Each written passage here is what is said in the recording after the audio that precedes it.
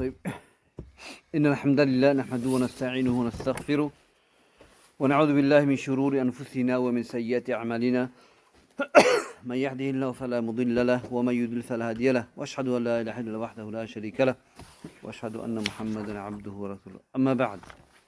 طيب يا إخوان, last we spoke about istinshaq, istinthar ومضمضة. What is istinshaq, أخي here? Istinshaq? The blowing of the nose. Istinshaq, blowing of the nose. Go on, Akbar. Water going up the nose. Okay. Istinshaq is to take the water up your nose. Okay. Istinthar. No, look, you should have it, inshallah. Istinthar. It's a thar when you blow it. To sniff out your water. Okay. Madmada. Goggle in the water. Okay. How would you do madmada? كيف تمضمض? So you would basically get the water literally from side to side and like Move the water. Okay. Adam wasn't here. Were you here last week? No. Okay. Or if someone make wudu, yeah, and he put water in his mouth and he threw it out, he doesn't do water. He doesn't make the water go around his mouth. Is the wudu accepted? لا. لماذا? Like you know how if I give another example, you know sujood, like if you have to do it, but then within it there's obligation, the seven. So like within madmada there's obligation of swirling it around. Okay, that's true. So you have to, because if you don't make the water go round, then you haven't done madmada. So that's madmada. So istinshaq, istinthar, madmada.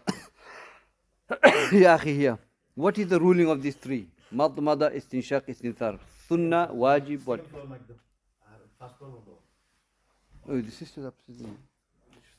What is the ruling of these three? Madmada, istinshaq, istinthar. wajib. Are you sure?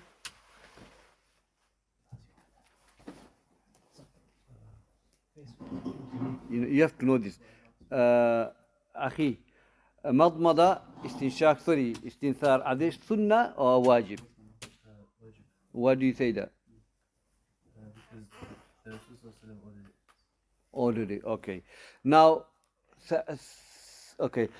Someone comes to you and says that Allah Azza wa Jal never mentioned istinshaq, istinthar or madmada in the Quran. So, why were you doing istinshaq, istinthar? Okay, he never left it off. Or you can say Sunnah to Fasir Quran. Sunnah explain the Quran. So, in Sunnah we'll find the all Prophet done it. So, it's wajib. We have to do all of this, inshaAllah.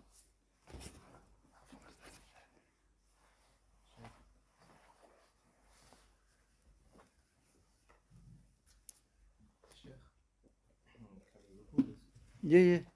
At the brother recording. Or you can speak to some brothers, they can give it to you, inshallah. So that's the first part of the hadith. Second part of the hadith. وَمَنْ إِسْتَجْمَرَ فَلْيُوتِرْ. What is istijmar? Ya akhi, what is istijmar? Using pebbles. Pebbles, yeah. Now, Sa'id, Prophet said pebbles. Can you use tissues and leaves? Because it doesn't mention here. You can, Why? because the goal is to, or the aim, or the purpose is to remove the impurity. Okay. And that's So, فهمتم, yeah? So, al-hukum يدور مع العلة. The purpose is to remove the najasa, and whatever it takes to remove it, you can use it, inshallah. طيب. What is the list you can use for pebbles? What are the list numbers? Minimum 3, but it should be in odd numbers. Odd numbers. Is there any difference of opinion on this regarding how much you can use? Any? No? Go on. Some scholars say that minimum has to be 3, but some say 7 or more. Can you use one? No one. No one. One is like you can use it, but it doesn't actually clean you. So what is the qaida they use for if you can use one? What is the Imam Malik believes that? as in that, so basically, if one does the job, then إذا حصل علة, if the إلا is they fulfill, خلاص. That. فالشيخ بيمثل لا, you have to use أقل ثلاثة because Prophet صلى الله عليه وسلم said so. Which hadith is it that three حصيات, three pebbles? Which hadith is that? Do you remember? Anyone remember the three hadith of three pebbles? Hadith Salman Salman al-Farsi. al-Farsi. What was the hadith? What is the hadith? Do you remember the hadith? So a man came to him and he said, علمكم نبيكم شيء حتى You know, haja, yeah, your need, and yeah. use the toilet. And then he said, you're right. And he said he taught us not to use to wash with the right hand. He said not to use less than 3 stones. That's the hadith. That's Prophet forbade us to use stone less than 3 when we clean ourselves. طيب, I'm asking a lot of questions because we need to understand this. طيب, فيه رجال يحبون أن يتطهروا والله يحب المطهرين. Okay? This in it, the men, they like to purify themselves. Allah loves those who purify. Were you here last week? No. Okay. Ahsan. Okay. This ayah refers to who? It's about the believers. Where? Which specific masjid? Tafsir says. Specific masjid. Is it Masjid al-Nabawi? لا. Masjid Quba, نعم. Okay. What is it? What happened? The ayah when revealed. No? You don't remember? Okay, go on, Akhi, tell me. What is it? I missed the first You one missed it. last week. Okay, tell me, inshallah. What the reason? The ayah, yeah. No, I don't remember. Who remembers? Go on, They Akhi. used to purify themselves because of purification, and they've been asked why this ayah revealed to you the group, and they said نعم. We use pebbles pebbles and then we use the stones, yeah. and stone and water together. Water as well. So pebble they use, and they would use water. Some say just water, some tafasir, different tafasir. So the point is that the Prophet went to these people and said, you've been praised by Allah, you know, by your purification. What do? He said, Ya Rasulullah, we use pebbles and water to purify ourselves. So the ulama says you can use pebbles and water, okay, or if there's only pebbles, if there's no water, you can use pebbles, or if there's even water, you can use pebble as well, just sufficient. But the but the best thing is that you use both as well, both, or at least water that cleans properly, okay, because what pebble does, it removes the najasa, but the athar, the mark remains. So that's this is the ayah what was revealed to Prophet ﷺ. So, okay, let's continue, inshallah. Let's start the class. Rest, we'll leave it. I'm just picking randomly. طيب, next hadith, حديث الخامس. نبدأ إن شاء الله. Let's start. عن أبي رضي الله عنه أن الرسول صلى الله عليه وسلم قال: لا يبولن أحدكم في الماء دائم الذي لا يجري ثم يغتسل منه. وفي رواية ثم يغتسل فيه. طيب, حديث Bukhari Muslim. The Prophet said that none of you should urinate in water which are da'im, الذي لا يجري. Ma da'im is stagnant water which doesn't flow. Then have a bath in it. This hadith, the muallif bring this hadith in this chapter. We're talking about water, okay? And water, we know, is the important part of our deen, and we need water to make wudu, and we need clean water to make wudu. So before anything, water is the asl water is tahur. The basic principle is the water is pure, and the hadith says, "Inna al-ma tahur la yanjusuhu shay, or yunajjisuhu shay." That the water is pure, nothing makes it impure. Okay, and in the hadith, another hadith, that when the group of companions were on a boat and they had little water, and they went to Prophet and said, Ya Rasulullah, we have little water. If we drink it, we won't have no water to, if we make wudu, there will be no water to drink from it. So can we use the sea water? He said, ماؤه هو ماؤه طهور وميتته. Okay, أحل ميته. That the water is pure and the dead are halal. So Prophet gave two answers from one question. So the Sahaba got the answer saying that the seawater is pure, yes. Plus the dead of the sea is seafood basically, it's halal. So if you see a fish, dead fish or something like that, you can eat that. As long as it's not off, because you don't sacrifice fish. So dead fish is halal for us. Okay. So water, the aslu ma tahur. Basic rule is the water is always pure. Now when it comes to water, waters are two types. Tahir wal mutahhir. Now tahir, the water is pure in itself, but it's not purifier. So for example, you have a water that is mixed with pure substance. Okay? Maybe soap, saffron, or liquid. The water is pure. Okay?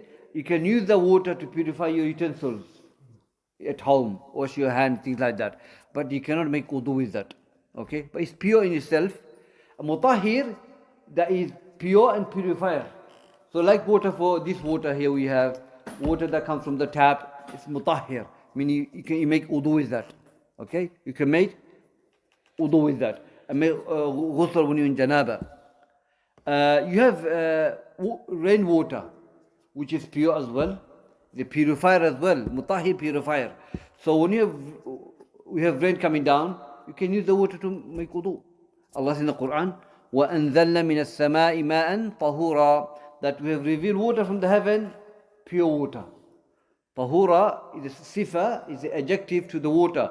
Allah described the water to be pure. So rainwater is pure, okay? Snow is pure as well. You can use snow to make wudu with that if you have nothing else. This form of water. Running water that runs on the mountain. You know the valley, if you go, the water that's running is pure. The reservoirs water, pond water, lake water, normal, they're pure water. And tap water is also pure. These are pure waters that we can use for wudu and for janaba. Now, we said the water, general principle, the water is pure, okay? Now, when does water become impure? The Prophet said in the Hadith that water is always pure unless it's not less than qullatain. Qullatain is 160.5 liters of water. That's qullatain. The Prophet said if the water is qullatain, it doesn't become impure. But if it's less than that, it becomes impure. So for example, if you have water and it is touched by impure water, say urine dropped in there. If it's less than qullatain, if water drops in there, most likely it's going to change the color. So if the color of the water changes, smell of the water changes, color, smell and taste, if they change because of impure substance fall in there, the water becomes najasa. Okay? The water becomes impure. The water cannot be used for wudu, anything like that. So, general principle is water is pure. If you have water that been in a container for a long time and the smell has taste, nothing fell in there, scholar said you can use the water, nothing, because it's not, the color hasn't changed because of impure substance, but it is because nothing has made it taste the change. It's just because there for a long time in the container is covered up. That water you can use it as well. So here Prophet ﷺ, so you've understood about the different type of water we have. So when you have water that mixed with change, color change, smell change, taste change because of saffron or soap or liquid falling there, the water is pure for cleaning utensils, but not for wudu. Tayyib. Likewise, used water. Used water is a category of water that comes from your wudu. That's pure as well. You can use some of the hadiths that Prophet ﷺ, hadith, you can use water that was on your beard and just wipe your head with that, wipe it. that's pure as well. Use water. طيب, the hadith says, let's go take the hadith one by one now. Prophet said that لا يبولن, none of you should urinate. Okay, here لا يبولن, you have two things here now. La, which is a nahi, prohibitions. Noon in noon tawqid, emphasizing the prohibitions. Okay, so some of the scholars have said that here means tahrim, prohibitions, meaning that you cannot urinate in a water that does not flow. Do you know why? Because if the water is stagnant and if you were to urinate in there, it's going to remain the impurity, it's not going to go anywhere. Okay, so they've taken literal hadith that this here is haram, it's forbidden for you to urinate in water which is not flowing. Okay, because the qaida, the rule is that al-nahi aslu nahi li-tahrim. The basic rule of prohibitions is basic rule for prohibition is haram. Okay, so when Allah Azza wa Jalla and His Messenger they prohibit something, it's been haram. Okay, it is not this makruh, it's haram. So some group of scholars have said that it is haram, you cannot urinate. Like in the hadith, Prophet said that مَا نَهَيْتُكُمْ عَنُّ فَاشْتَنِبُوا, whatever I forbade, leave. This is what's the hadith saying. Allah Prophet forbidding us to urinate in water that is stagnant. We cannot urinate there. We want to experience this in London. If you go back home, you will see this a lot. Okay, that's a group of scholars. And in the general principle, generally that when the kiraha is used, it's for tahrim. You know, kiraha, dislike. You have dislike and you have tahrim. Both carry prohibitions. But the kiraha, dislike, is a prohibition, but is not haram. So what is dislike? Dislike is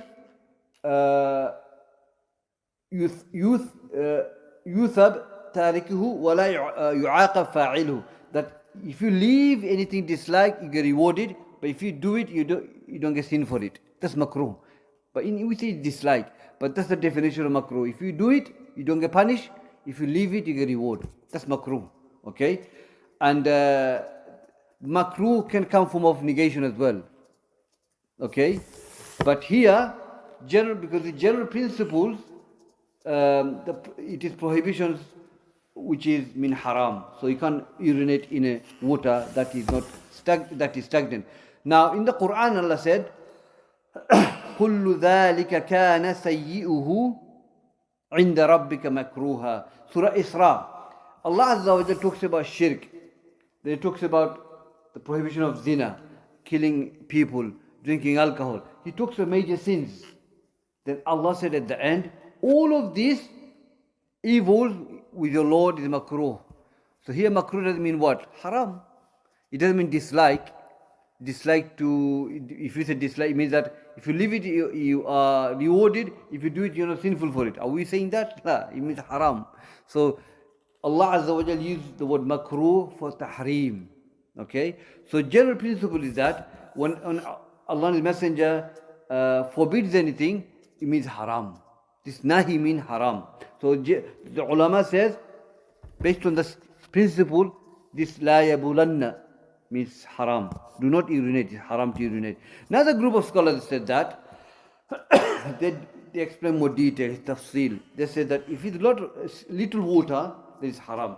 If it's a lot of water, it's not haram.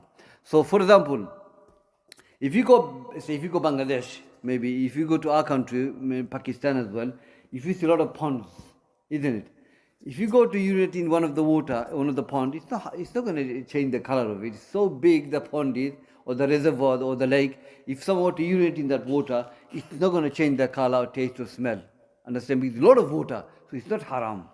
Okay? Shaykh Ibn Uthaymeen says that, rahimahullah, that if the pond is used by the people for you to urinate, it's haram. Okay? But if the pond is not used by the people, it's makruh, he says. If you go in our country, back home, a lot of I know other countries, they have ponds and people use the water. People for drinking and bathing and making wudu. So people should not be urinating in that water if it's stagnant, because it's going to contaminate the place. So People don't do that. People don't urinate in that place because it's a public property. Public use that pond for wudu and things like that, for ghusl. So for you to urinate, it's fall into haram because it's harming the public. But if nobody's using it, it's isolated, the pond, nobody uses it, it's makruh. Meaning if you do it, you're not getting sinful. But leave it. It's better for you to do that. So some of the scholars said that لا يبولن أحدكم في الماء دائم. None of you should urinate in a water that is stagnant. Now, Prophet doesn't explain the pond or reservoir, so they have to come to a conclusion to explain this hadith to say that if it's a lot of water, it's haram. If it's less water, and if it's a lot of water, it's okay. But if it's less water, it's haram because it's easier, it's more easily can be contaminated, the water. So the hadith says, إذا كان الماء قلتين لا يحمل خبث or najas. That if the water is قلتين, it doesn't carry impurity.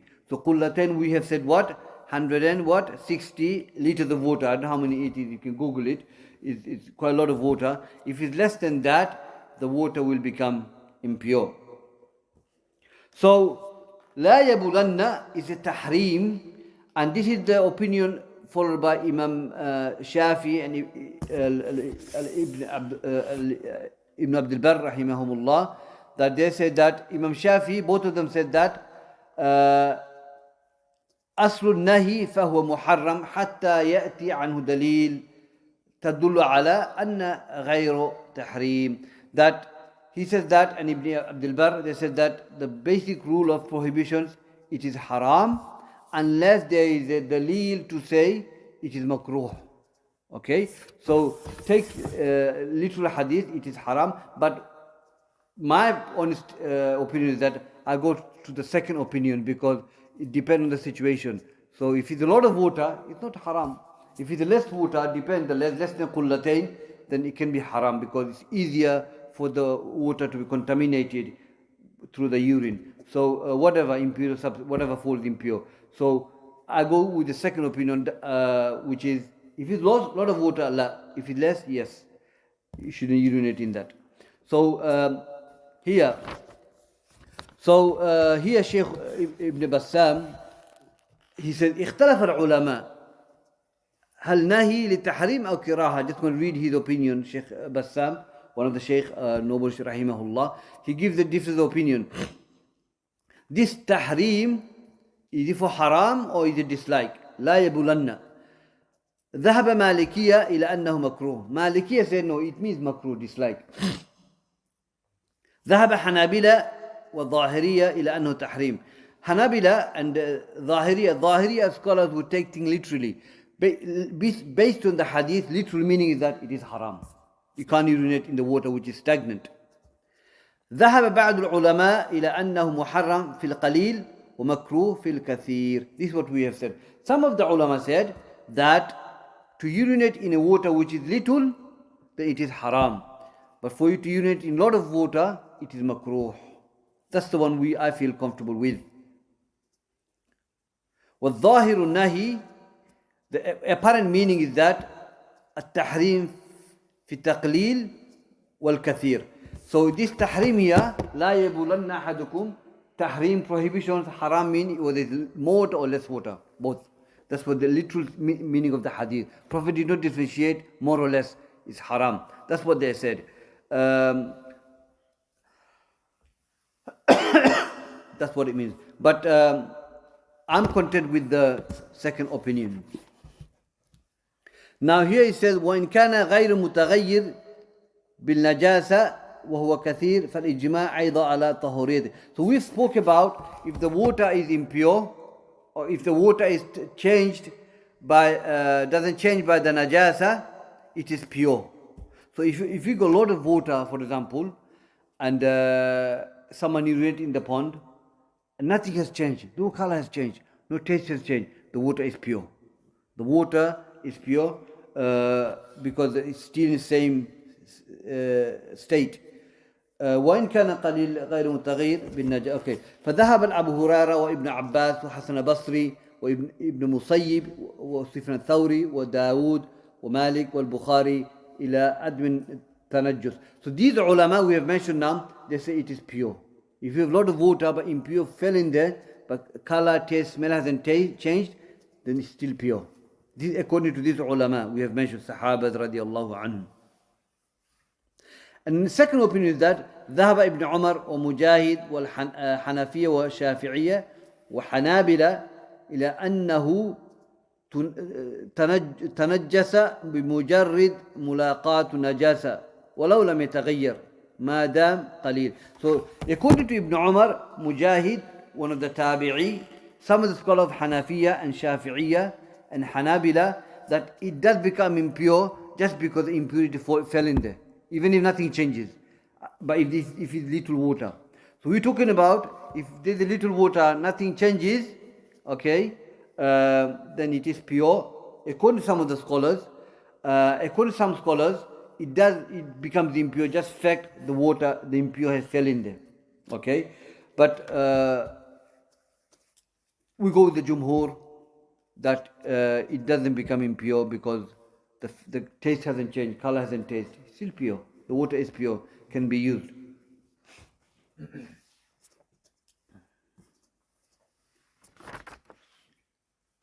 So this hadith we just covered now, brothers, is that none of us should urinate in a water which is stagnant, which is not flowing. We'll explain why, because if it's flowing, then najasa will go. But if it's not flowing, it will stay in there. So we shouldn't urinate in there and then have ثُمَّ يَغْتَسِلْ مِنْهُ. Then there's a narration ثُمَّ يَغْتَسِلْ فِيهِ. The ulama explained فِيهِ and minhu is that ثُمَّ يَغْتَسِلُ minhu is that you take water from the and then just wash yourself.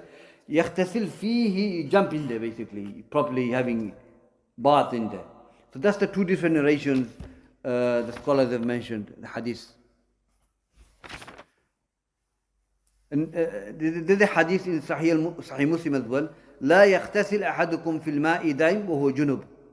So none of you should have bath in a water which is daim, stagnant, وهو junub. Now we have explained what is stagnant. The water does not flow, and so the water does not flow. It is forbidden for anyone to have a bath. وهو junub. وهو junub, in a state of junub. So junub, waw is haliyah. The ulama says that in the state of junub, which means if you're not junub, then you can have a bath. So junub is, we have explained in previous classes, the person in state of junub is when he needs to have a bath. Okay? And that's the state when a man, husband and wife have relationship, they have to have a bath. And the wet dream. The wet dream is that a person sees in the dream that he had a relationship, and the hadith says two things. The hadith says that if he sees it but there's no wet patches, he doesn't have to have a bath. If he wakes up from sleep and if there's wet patches, then he needs to have a bath. So that's junub. That junub refers to that only. So if you're in a state of junub, you should not have a bath in a stagnant water. Do you know why? Because it's stagnant, you remain there. When you have a bath, you remain in the water. It will not go. So ulama says at the state of janaba you don't have a bath, but outside janaba you can have a bath in a water that is stagnant. Okay, so that's what we're covering basically. Okay, and some of the qawaid principles that relates to the hadith.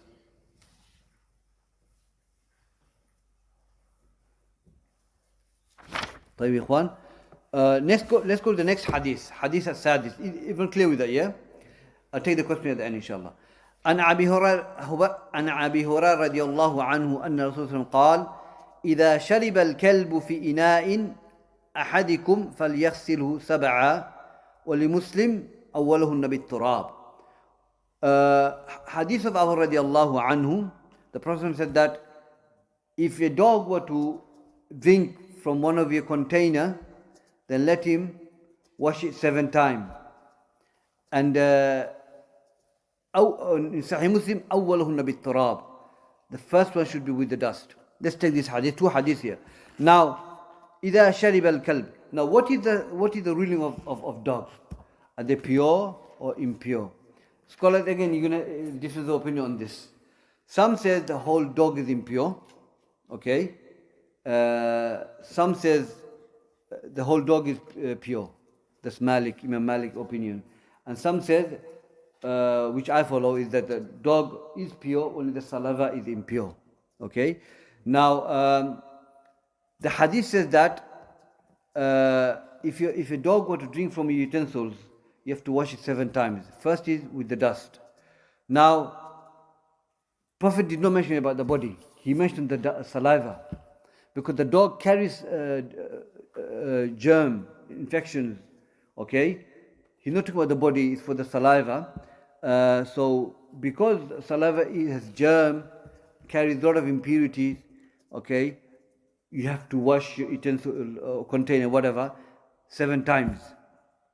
As for the body, some scholars say because of that, the whole dog is impure. Okay, just a state for pig is impure. Generally, is that in its essence impure. But dog, some says saliva is impure, but the dog itself is not impure. So if a dog were to touch you and it's dry, it's nothing to do with that. Okay, and because it's sweat, and if it's wet, then you should. If you know where then it's touched, you can clean that bit, or you can just get the whole garment to be washed. But the saliva is what is impure.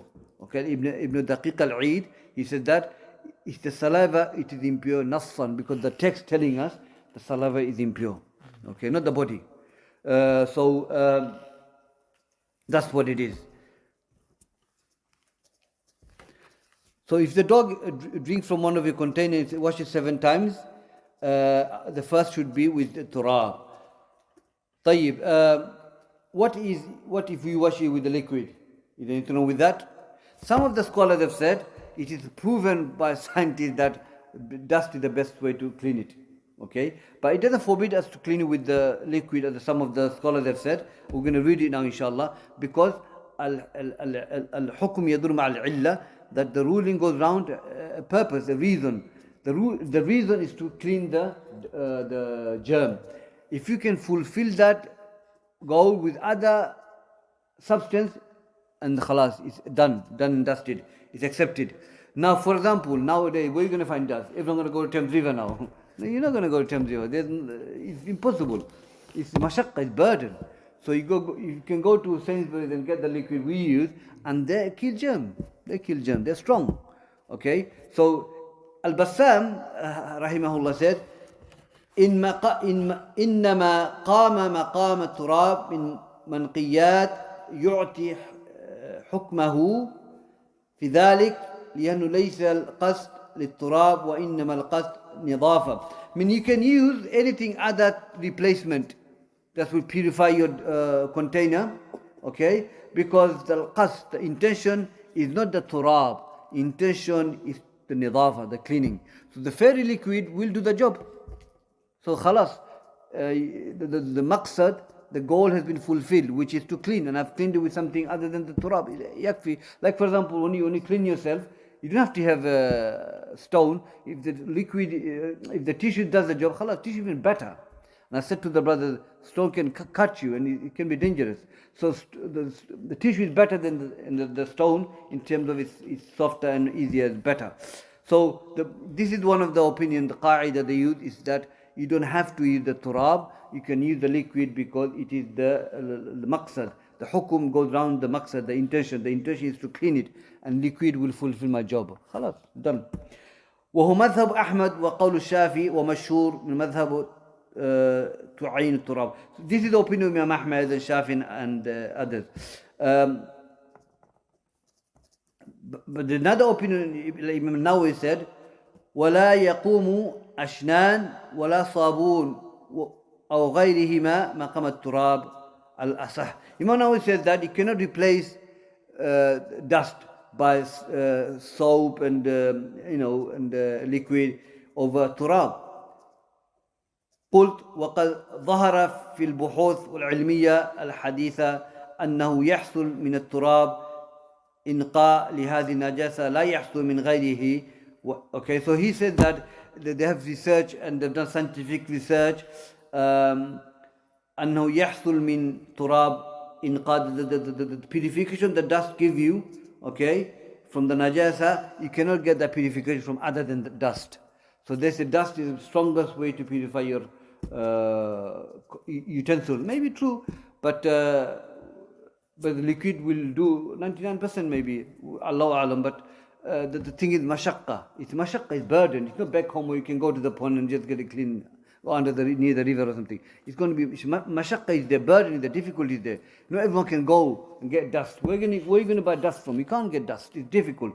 So liquid does the job and it does clean it. Alhamdulillah. So because the hikmah is what? Al-hukm is yadrum ala. The ruling is that the ruling goes behind the intention. The intention is to clean, and that will do the job, and that suffices, inshaAllah. That's the opinion Shaykh Al-Bassam brings. طيب إخوان. So we have covered 2 hadiths. The next hadith is also someone just quoted, inshallah. وله في الحديث عبد الله بن مغفل أن الرسول صلى الله عليه وسلم قال إذا ولغ الكلب في الإناء فاغسلوا 7 وعفروه 8 بالتراب. The next hadith said that إذا ولغ الكلب, if the dog were to lick, the word walagh means, Al-Bassam mentions here, إذا ولغ وهو مضارع يلغ بالفتح فيه ماء شرب بطرف لسانه وهو أن يدخل لسانه في الماء. Walagh means that the dog, he used the tongue, the side of his tongue or the edge of the tongue, he enters into the container, he drinks from it, and he moves the tongue. That's what walagh means. في الماء أو غيره من كل ماء, or any water or any liquid. So I'm sure you've seen that anyway. That's what walagh is. So if the dog were to lick one of your container, then wash it 7 times. وعفره 8 بالتراب. Affiru mean use the dust, basically. Use the dust to clean it. Inshallah, the 8th time should be the dust. Because as we have said, the dust cleans the better according to medical research. But liquid will do the job as well.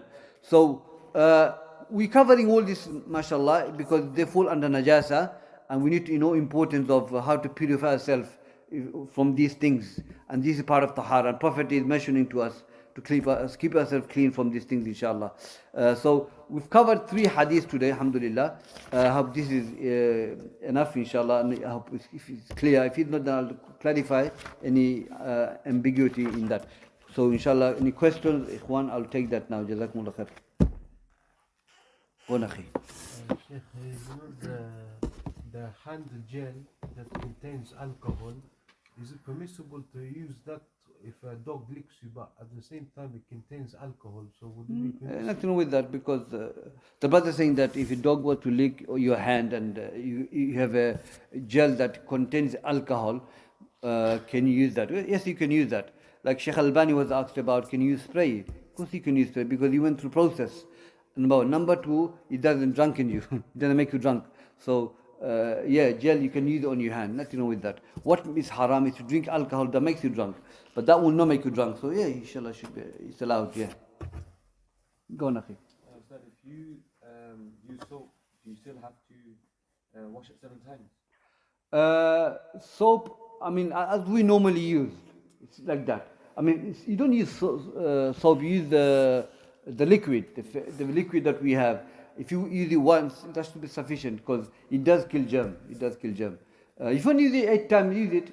I will actually use it 8 times. If really a dog were to lick a container, I will use liquid, use it 8 times to use it, or maybe 9, 10 times, no problem, inshallah. Inshallah. Go on, akhi. Is the tahrim urinating in the water or doing ablution in the water? The hadith said, La yabulanna, do not urinate in the water, stagnant water. The urination is haram. Both haram. Then it says, fihi qasib. Or then making ghusl as well in it. So, if someone were to urinate in the water, that's haram. And someone were to go and make ghusl, doesn't have to be the same person, it could be somebody else as well. If you know there's a urine there, you shouldn't urinate, it's haram for him. Or same person urinated there and he have a bath there as well at the same time. That's haram, That's, get a bucket and take the water and use it, right? Because it's fi, not minhu. yes, Either way, the hadith says none of you should urinate in water which is stagnant and have a bath in it or from it, because the fact you've urinated it, they said water is haram because it's impure. The hadith say minhu. Yeah, minhu and fihi, yeah, the two hadiths. But they're not looking at that. The fact you've urinated it, they take the apparent hadith to this haram, because the asl nahi is tahrim. This is some of the opinion of the scholars. First opinion is haram, because the urination is there, nahi is there. But the second one we've explained is detailed, that if less water, then it is haram. If it's a lot of water, it's makruh. Yeah, because it's most likely that if you got little water, that will change the color. If it's a lot of water, it's 80-90%, it will not change the color or taste, whatever. So we're just taking what apparent meaning is. I follow the second opinion is that. Like I gave example of the pond back home. I mean, it's not going to really change the taste and smell and the color, because there's a lot of water there. So you can urinate there and have a bath. But if the public are using the pond, you should not urinate. That could, Ibn Uthaymin says that's fall under haram, because it's other. It's spreading the harm, because it has been utilized by the public, the village people and everyone. For it to urinate in there, no, it's not allowed. He says it's haram, yeah. Shaykh Ibn Uthaymin. Yeah. What was the illa for the person who's junub and they're inside the container? لا يغتسل أحد في الماء إذن وهو جنوب. Yeah, none of you should have a bath in the water which is stagnant at the time of we didn't mention illa for that. We said this hadith refers to people who are in junub, because when you're in junub, for you to go and have a bath in stagnant water, then you are creating you impure. For people use this place for wudu and things like that, and you in janaba and you go and have a bath in there. They said it's not allowed. They said it is not allowed because something is haram, because it will contaminate. Something with a lot of water, no, but if it's little water, it's not allowed. So if you're in a state of junub, that is. Other than that, you can use it. Yeah. The qaida we used was for another hadith, the hadith about cleaning with turab and things like that. Can you use liquid? Yes, you can use liquid, because it fulfills the goal, which is to clean the utensils. You can use liquid or whatever. Yeah, you don't have to use turab or dust. That's we use qaida for that one. Yeah, not for anything else. So yeah, when you're in janaba, obviously we don't go to this. We have a bathroom inside the house. Back home, if someone is in junub, and for him to have a bath in small water, it's not good. It's fall under haram. But if it's a big pond, it's labas. It's okay. But you won't change the taste, smell, or color. Yeah, a lot of water is allowed. Maybe makruh, but it won't be haram. Next. That cover the path, for the janab. What about the normal path, in the toilet? The bath is small. Does that cover so? Here is different, isn't it? Here you have a shower, isn't it? Yeah, you have shower, but what about the stagnant water in the bath? You let it go, isn't it? It goes. We go later. Yeah, so is it yeah. allowed? Or you have to shower after that. If we're going to cover this inshallah. Babul Janaba, how to have a bath when you're in junub. We're going to cover this inshallah. But if you in this country, I mean, if you're in janaba and you want to have a bath, first of all, you have to have intention of. First of all, you have intention to get rid of your janaba. I'm doing this to purify myself. You have to have the intention, and there's way to do. There's way to have way to do bath when you're in janaba, and basically the hadith says that. Every person should first wash his private part, then he makes wudu, okay? Then when he comes to washing his head, he 3 gulps of water on his head, wash his right and the left, and then the feet, the last thing. Because when you're in the bathtub, you're not blocked, the water is running anyway, it's going. So it's okay, labas, nothing wrong with that. You don't block it and the water gathering, you let it flow, let the water flow, it's going to go inshallah. Here we're safe, it's okay, it's back home. Yeah, back home, and so that's the way to make. That's we bath in ourselves when in janaba. That's the way to make wudu. You make wudu inshallah with the intention of purification. Yeah, We'll cover this inshallah, it's coming. Babul Janaba. There, min ghusl. Sheikh, if you make bath and you put soap in the water, is it considered tahir or mutahhir? You should know that by now. Covered it. Who knows it? If the water, if you have water and soap falls in there, is it tahir or mutahhir? Pure. A mutahhir is purifier. It's tahir. Tahir, غير مطهر. Tahir means pure itself, but mutahhir means that you can make wudu. La, you can't make wudu. If the color, smell, taste is, it's going to do that anyway. You can't use the water to make wudu. But you can wash you have a bath, you can normal bath, not for a janaba, normal bath and wash your utensils. It's pure. The water is pure because the color changed because of the soap is falling to the, or the liquid. That's okay, yeah. So it's tahir, yeah. The water is tahir. Some people do ghusl. I say for Friday, they don't do wudu. They say the ghusl is the wudu. Now, that's a good one. Now, if you want to have a bath and you want to pray with that wudu, then you have to make wudu. Okay? A normal bath, you have a normal bath, it's okay, but then you have to make wudu. But that's no wudu. You haven't made wudu, you just pour it over your body. So you have to make wudu. But normal wudu and bath, I've told you, isn't it? That's the way to do it. That's the way to do it. Yeah, you can't just pour it over you and I'm going to pray. No, you haven't made wudu.